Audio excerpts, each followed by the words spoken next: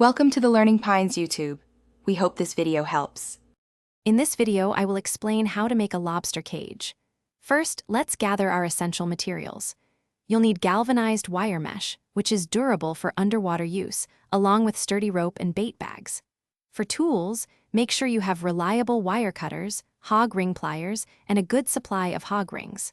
Remember to prioritize safety by wearing protective gloves and eyewear throughout the building process. Now, let's start building the trap's main structure. Begin by carefully cutting your galvanized wire mesh into the necessary panels. These panels will form the sides, top, and bottom of your cage.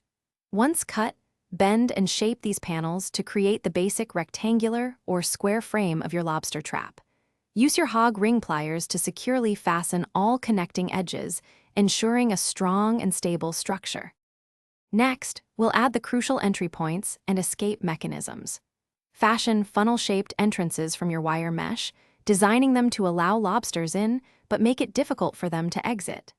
Securely attach these funnels to the designated sides of your trap.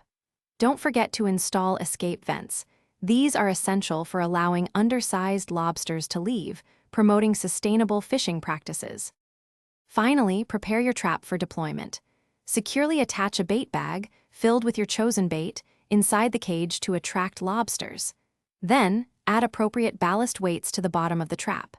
This ensures it remains stable on the seabed, even in strong currents.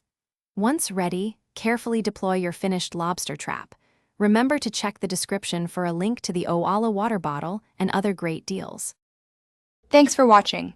Consider subscribing if we helped you.